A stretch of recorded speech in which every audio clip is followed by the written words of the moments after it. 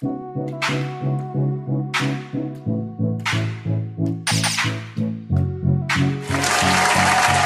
back to our program, Screen Queenz. In today's segment, taking control of your life, we have Jane Doe, a single mom and a gambling addict from Reno, Nevada. Today we're here to ask her a series of questions to uncover her life and her struggle with addiction. My first question for Miss Doe is, how did you become addicted? When I had my first child, Elliot, I would sneak out of the house after I put him to sleep because he would wake up and cry for about an hour. So I would go to the casino and play the slots and try and pass the time, usually coming home before my husband left for work. So sometimes before he left the plastics plant, I would hide in the bathroom playing Candy Crush for about an hour or two. How long have you been an addict? 6 years. How has that impacted your relationships with your children and your husband?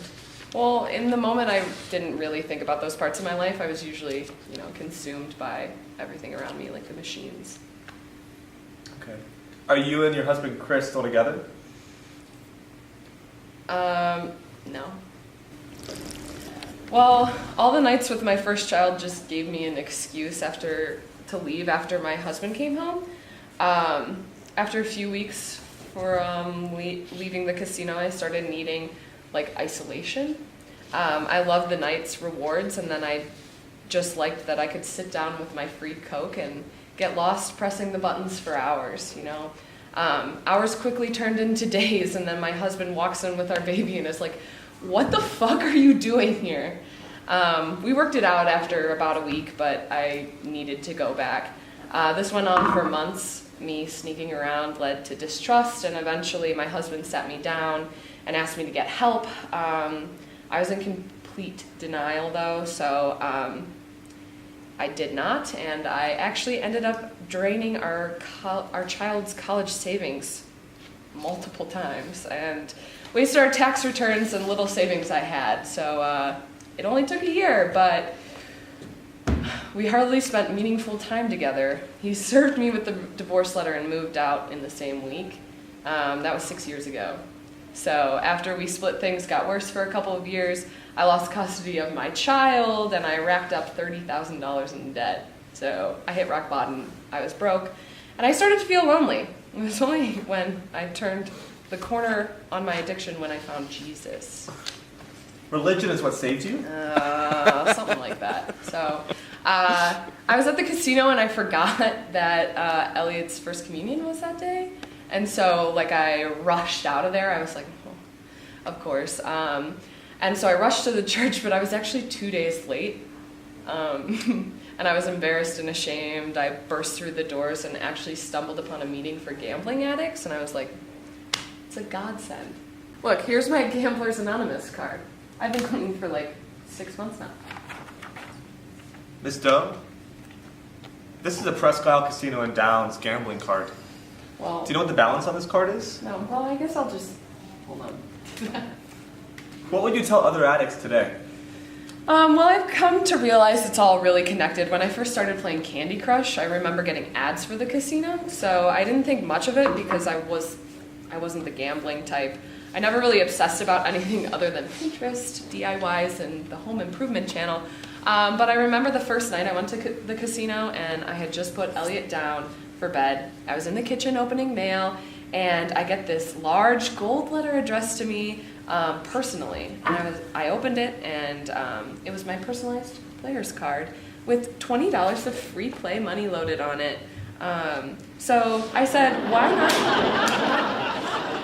Why not? It's only 5 minutes away, so I'll spend this free money, it's not mine. So when you're there, they shower you with free drinks and amenities, hotel stays, and bonus money on your card. And that became who I was, An addict. Well, I wouldn't say that. What would you say? To your children, your lost husband, your failed marriage? I don't know. I feel like we can confront that at a later time. We'll get there when we get there. Here's my story. So we all reduced the data collected from that stupid card, and here I am now, an addict, I guess. And my life has been ruined. I don't understand how the casino got my address. I've never been there before that night, and I feel taken advantage of somehow, You feel the casino took advantage of you, not that you took advantage of the casino? I mean, I guess. Hey, that's enough. That's enough here. Excuse me, who is this? No. No, who Don't are ask you? me those questions. It's time for you to get out of here. Excuse me, excuse me. Oh my god, what just happened? Holy Hello, citizens of the world. We are anonymous.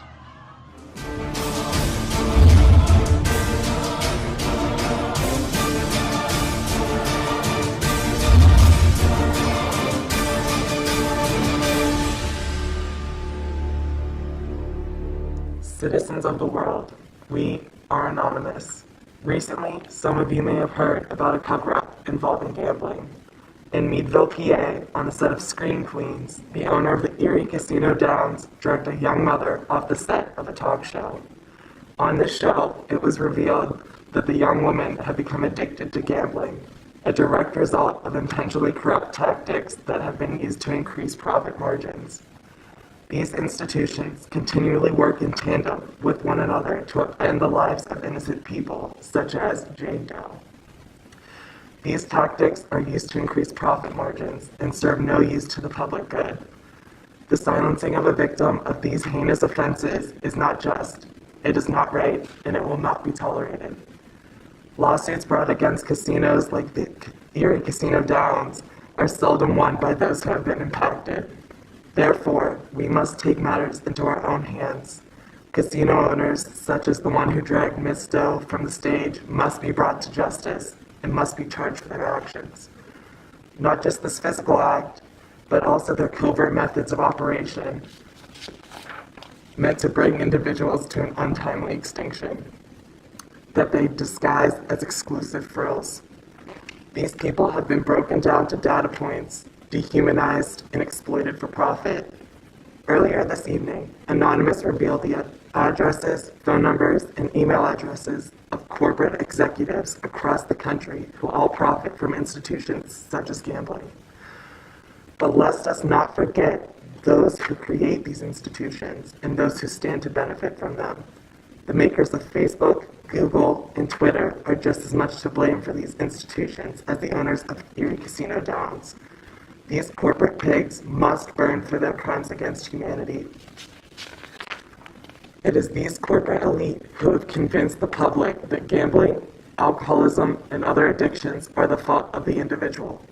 However, these are all symptoms of a society trained to desire excess, desire spending, and perhaps most of all, desire more. Shows and other programs like Screen Queenz are not creating platforms to bring awareness to these issues.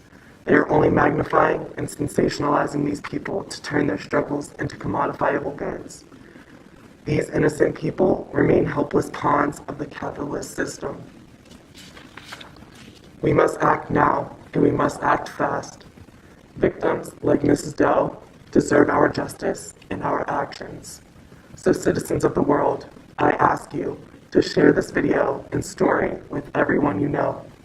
Get as much people as you can involved. Eventually, the NSA will get involved if we try hard enough. We will not be ignored. What if this was your wife? Would you just sit there and do nothing? No, you wouldn't. So get out there and act like it's your wife. Let's fight for what's right. We are anonymous. We are legion. We do not forgive. We do not forget. Expect us.